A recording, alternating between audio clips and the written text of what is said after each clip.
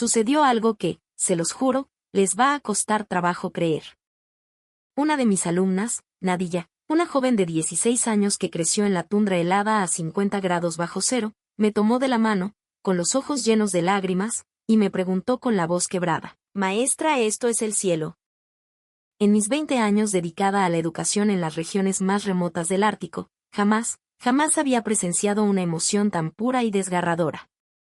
14 adolescentes, 14 almas forjadas en el hielo y el viento de la Siberia rusa, se encontraron de pronto en el corazón vibrante de México.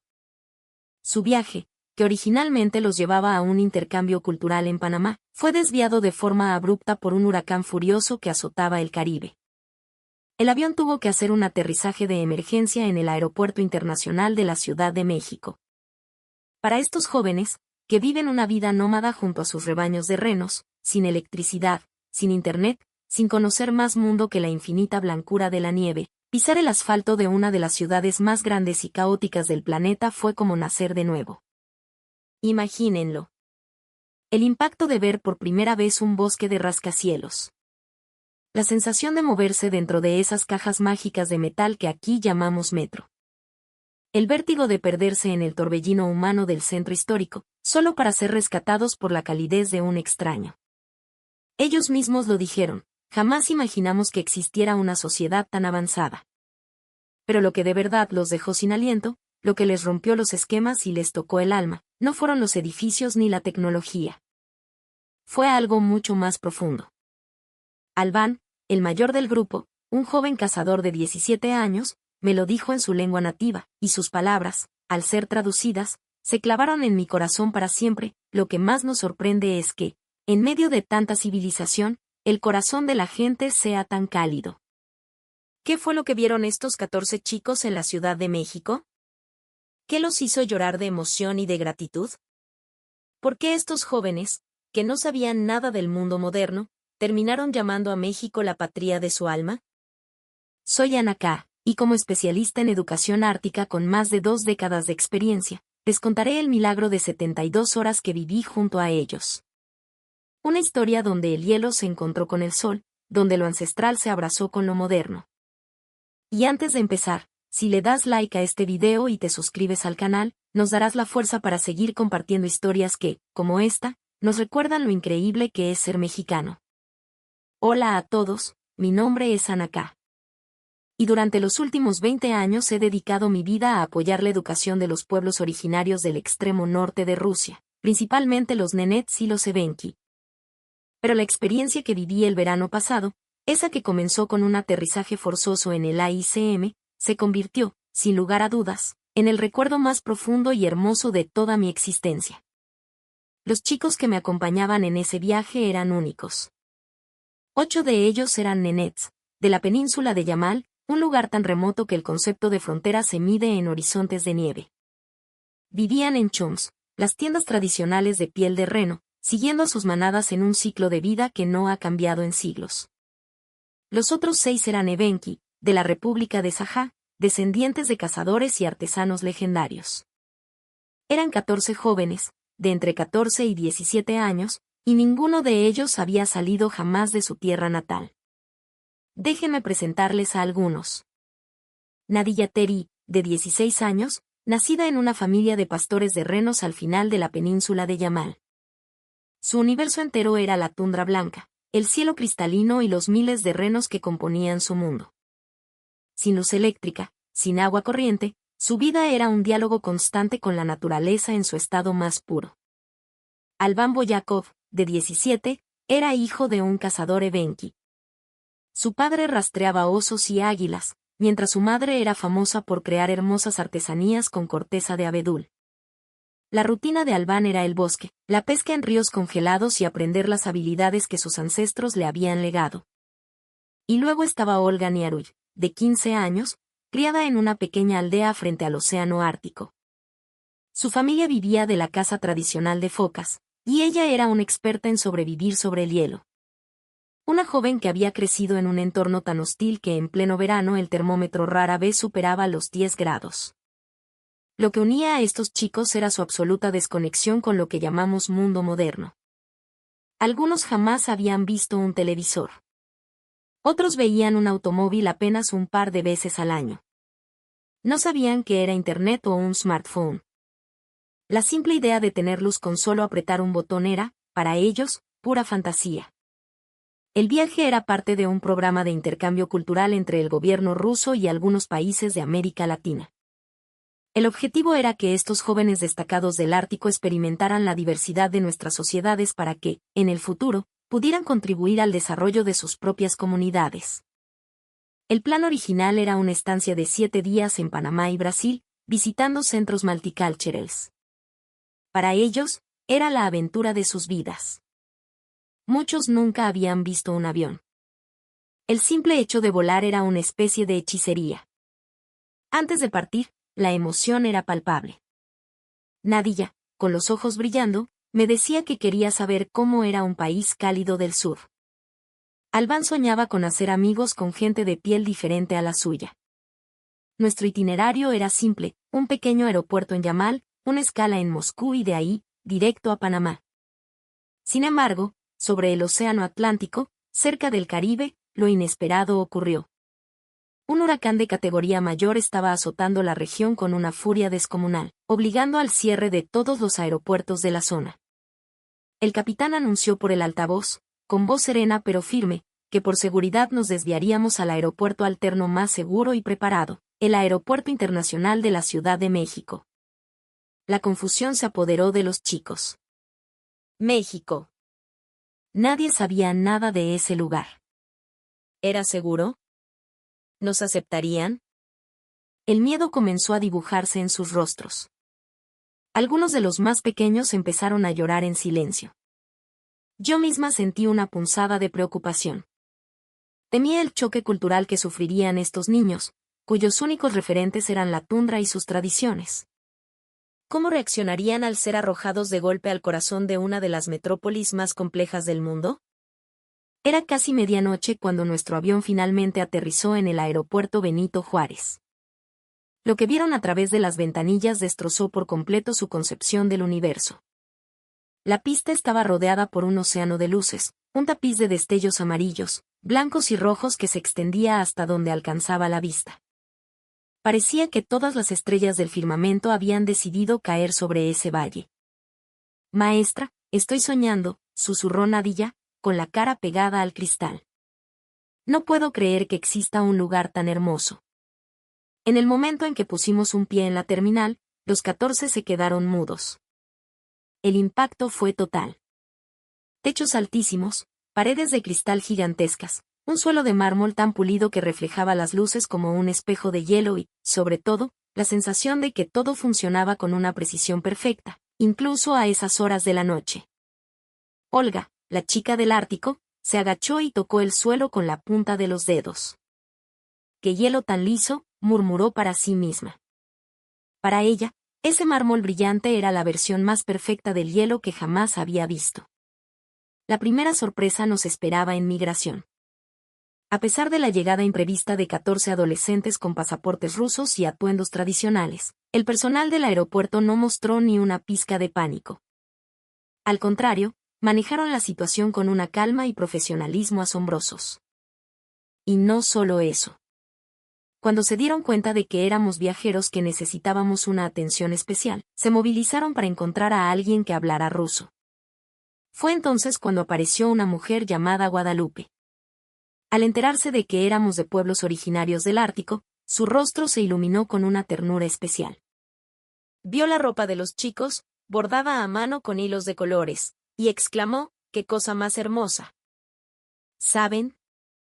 Se parece un poco a los trajes de nuestros propios pueblos indígenas aquí en México. Con esa simple frase, intentó construir un puente, calmar sus miedos.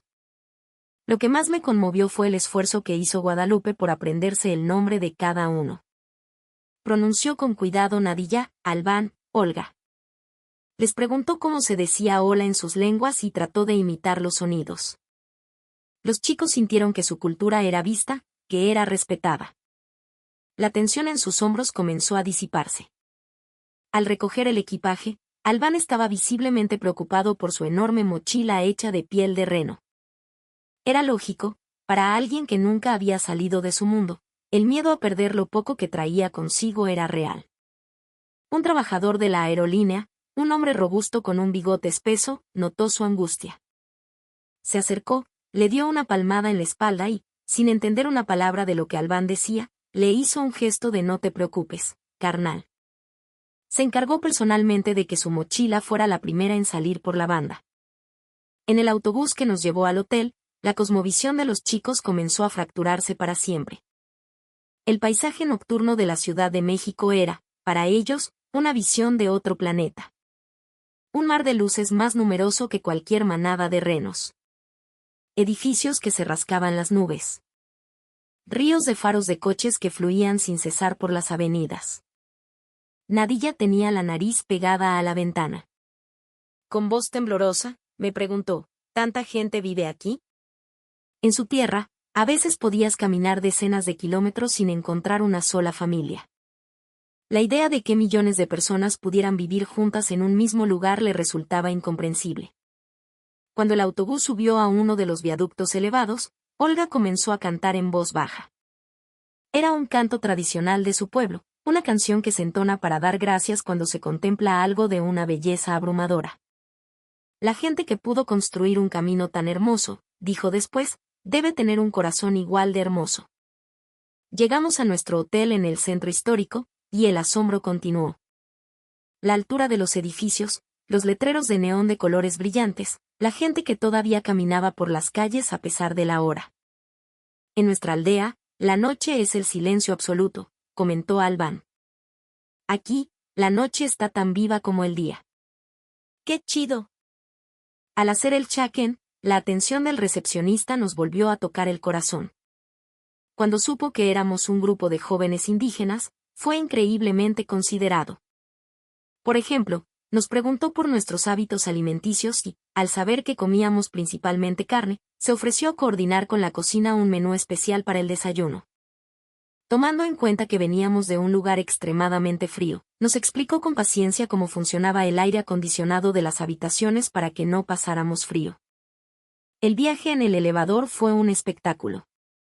Para muchos, fue su primera vez. Lo describieron como la caja que te lleva a las nubes. Maxim, de 15 años, preguntó con total seriedad, ¿esta caja nos puede llevar hasta el cielo? Dentro de las habitaciones, cada objeto moderno era un descubrimiento. El interruptor de la luz. El grifo del que salía agua caliente al instante. Cada cosa era motivo de asombro y gratitud. Nadilla no podía creer que del lavabo saliera agua tan clara y potable.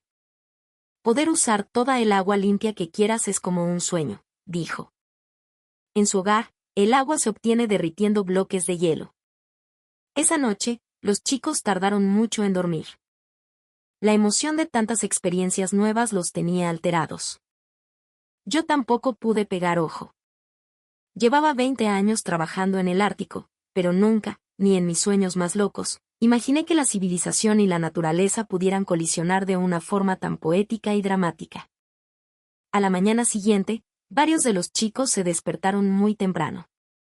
No era solo el cambio de horario, era la pura curiosidad por el mundo que los esperaba afuera lo que no los dejaba dormir. Olga dijo que tenía hambre, así que decidimos salir a buscar un lugar para desayunar.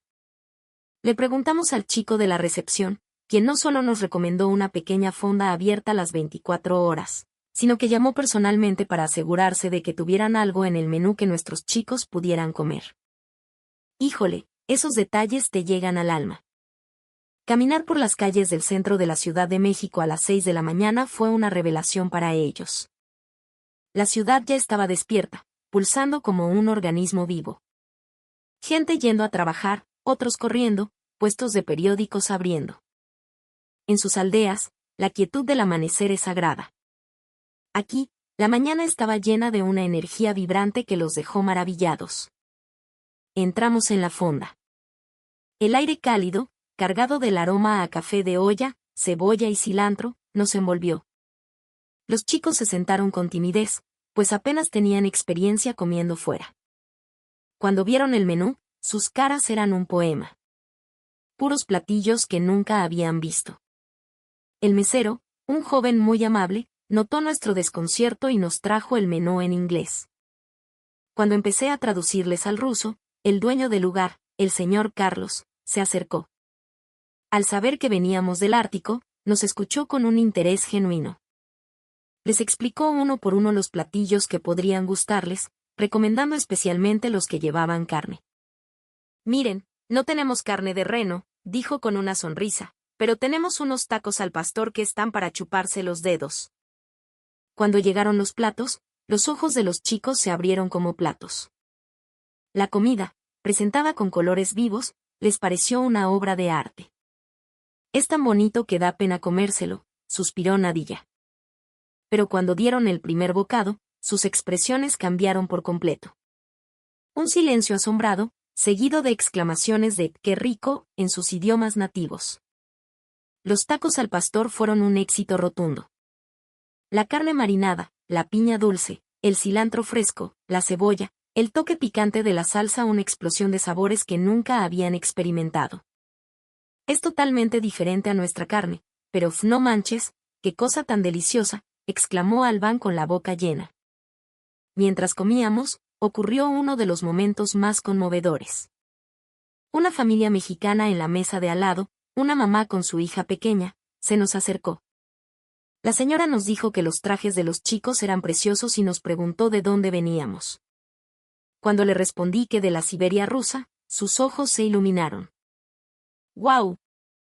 ¡Qué cultura tan increíble deben tener!, dijo. Luego, con una ternura infinita, se agachó para explicarle a su hija, mira, mi amor, en el mundo vive gente de muchos lugares diferentes, y todos son valiosos. La niñita se acercó a Nadilla y le dijo, tu ropa está bien bonita. Nadilla, sonrojada, le contestó en un ruso tímido, la hizo mi abuela. La pequeña mexicana, con una inocencia desarmante, exclamó, tu abuela es bien chida.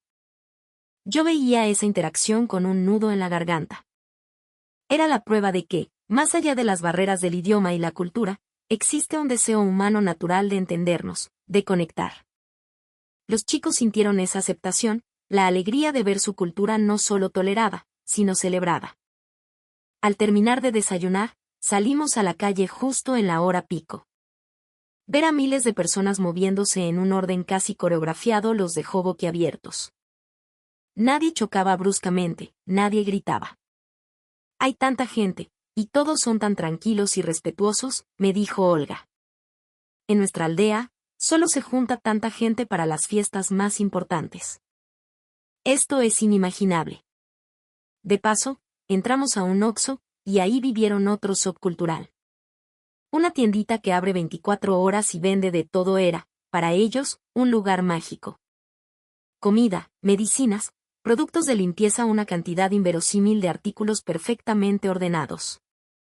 Lo que más los alucinó fue ver bebidas frías y calientes en la misma tienda. No manches. ¿Cómo pueden estar juntas las cosas frías y las calientes?, preguntó Maxim. En el Ártico, la comida fría está por todas partes, pero lo caliente es un tesoro. El empleado del Oxxo, lejos de molestarse por nuestra curiosidad, fue increíblemente amable. Vio a los chicos mirando un gansito y les dijo, pruébenlo, güeritos, les va a gustar. El sistema de cobro también los dejó pasmados. La tecnología de escanear un código de barras y que el precio apareciera en una pantalla era brujería pura. ¡Qué increíble! Solo con leer esas rayitas sabe cuánto cuesta, dijo Nadilla, maravillada. Por la mañana, visitamos el bosque de Chapultepec. Que existiera un espacio natural tan inmenso y hermoso en medio de la ciudad los conmovió profundamente.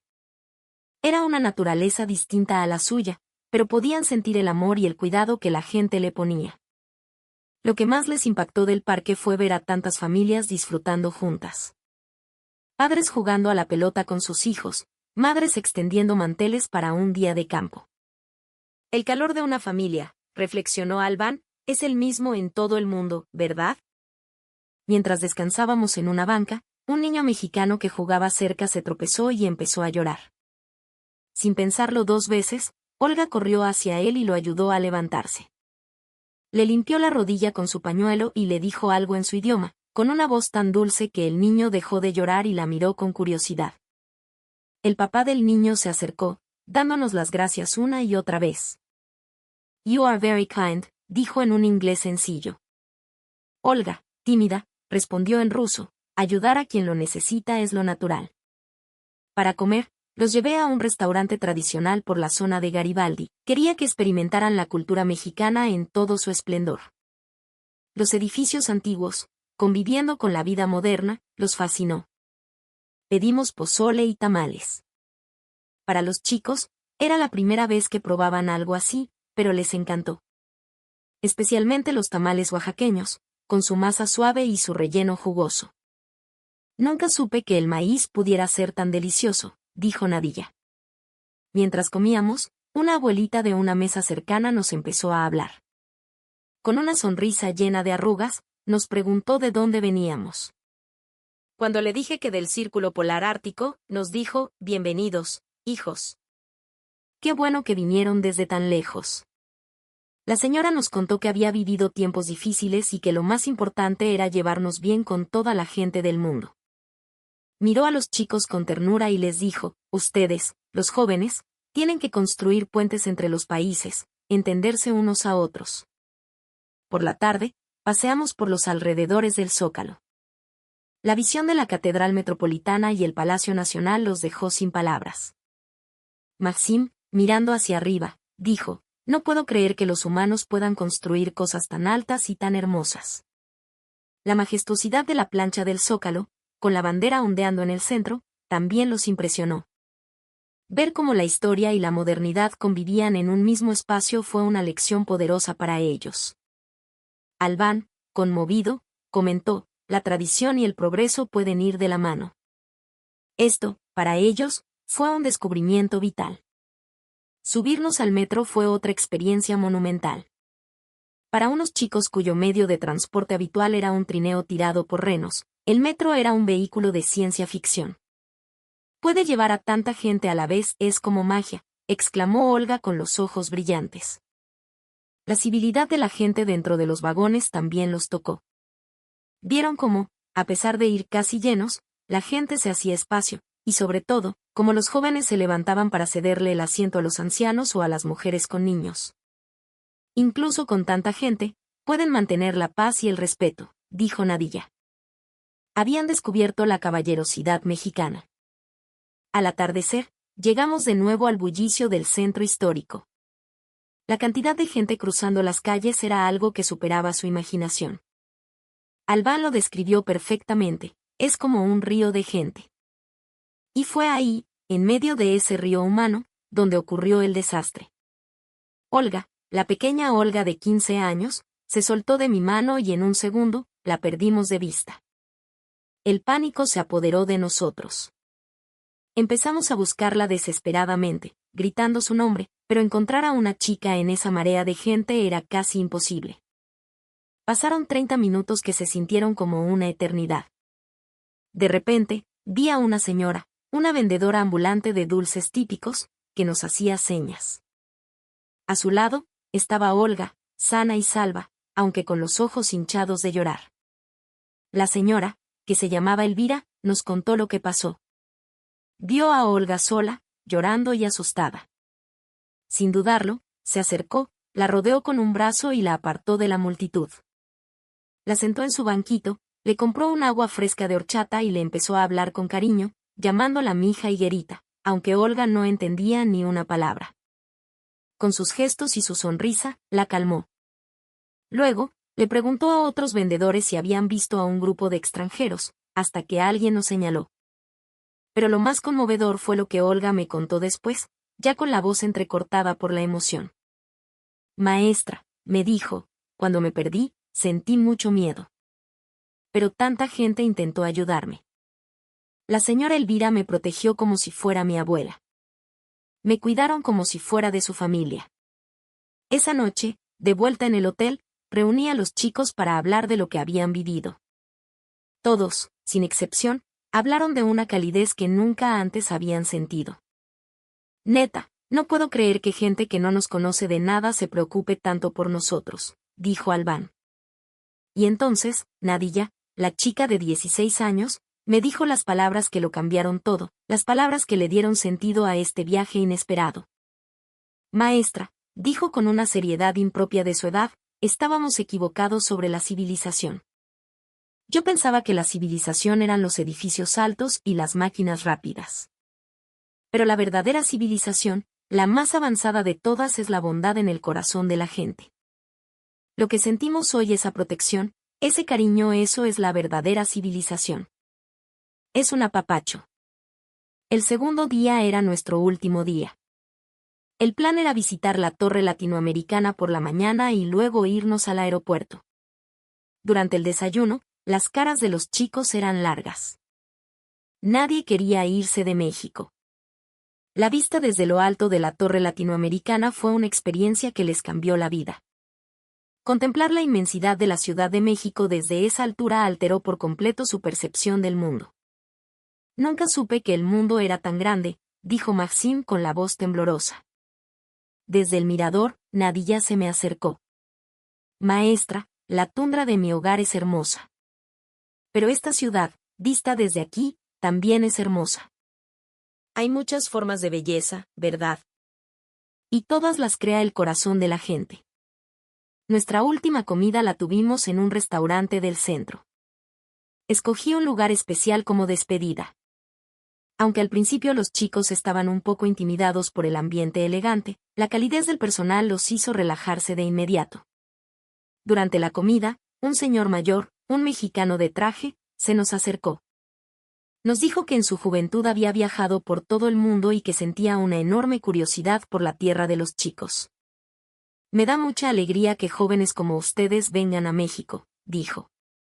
Al final, antes de irse, le dio la mano a cada uno de los chicos y les dijo, siento que la bondad que tienen en su corazón es la misma que tenemos los mexicanos. Son almas gemelas. Olga, con lágrimas en los ojos, le prometió, llevaremos el apapacho de México de vuelta a nuestra tierra. Después de comer, llegó el momento de ir al aeropuerto. Al salir del hotel, los chicos no pudieron contener el llanto. Dejar este lugar, que en apenas 72 horas les había enseñado tanto sobre la calidez humana, era insoportable. En el camino al aeropuerto, miraban por la ventana, grabando cada imagen de la ciudad en su memoria. Los escuché susurrar en sus idiomas, adiós, México. Gracias, México. Albán me dijo, voy a volver, maestra. Neta que sí. Y la próxima vez, me quedaré más tiempo. Al llegar a la ICM, la emoción continuó. El personal de la aerolínea, al hacer el check-in, nos despidió con un cariño increíble. Vuelvan pronto a México, Aquí los esperamos siempre, nos decían. Esas palabras se clavaron en el corazón de los chicos. Mientras esperábamos en la puerta de embarque, revisaban las fotos que habían tomado. Se las voy a enseñar a mi familia, decía Nadilla. Les contaré todo sobre la gente de México.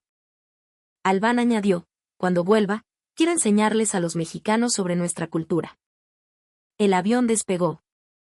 Mientras veíamos cómo las luces de la Ciudad de México se hacían cada vez más pequeñas, Olga se giró hacia mí. Maestra, mi vida ha cambiado. Ahora entiendo qué es la civilización. Entiendo qué es ser humano. Y quiero llevarle este mensaje a mi gente. La civilización no es la tecnología, es la del corazón. Cuando regresamos a casa, los chicos eran diferentes. Empezaron a ser más amables con su propia gente, a valorar más las conexiones humanas. Estudiaban con más ganas, y varios me dijeron que querían aprender español. Y lo más sorprendente fue que comenzaron a apreciar aún más su propia cultura. Ver cómo en México la tradición y la modernidad convivían en armonía les hizo revalorar la riqueza de sus propias raíces. Nadilla, por ejemplo, empezó a aprender con más ahínco de su abuela el arte de confeccionar ropa con piel de reno. La gente en sus comunidades notó el cambio. Me preguntaban qué había pasado en México. Yo les respondía con la verdad, aprendieron sobre la calidez del corazón humano. 6 meses después, llegó una noticia increíble. Albán recibió una invitación de la UNAM. El ensayo que escribió sobre su experiencia en México se había hecho viral en ciertos círculos académicos, y lo invitaron a un programa de intercambio. Nadia, por su parte, abrió una pequeña clase de español en su aldea. Muchos jóvenes se apuntaron, y el interés por la cultura mexicana creció exponencialmente. Olga me dijo que de mayor quería trabajar en el intercambio cultural internacional y estaba estudiando idiomas con una dedicación admirable. Un año después, recibí otra llamada que me hizo llorar de alegría. Una fundación cultural mexicana me contactó. Querían establecer un programa de intercambio regular con los pueblos del Ártico. ¿Y saben quiénes estaban detrás de la iniciativa? Las mismas personas que nos habían ayudado en el aeropuerto y en el hotel. Hoy, en la península de Yamal, hay una pequeña fiebre mexicana. Muchos jóvenes estudian español, investigan sobre nuestra cultura. Aquellas 72 horas cambiaron por completo la vida de 14 adolescentes. Los niños que le temían a la civilización descubrieron en México que la verdadera civilización es la riqueza del alma humana. A día de hoy, los chicos siguen en contacto con la gente que conocieron en México. La señora Elvira, Guadalupe del aeropuerto, el señor Carlos de la Fonda, todos se convirtieron en su segunda familia. El puente entre el Ártico y México se está construyendo, sólido y fuerte. Los chicos son ese puente.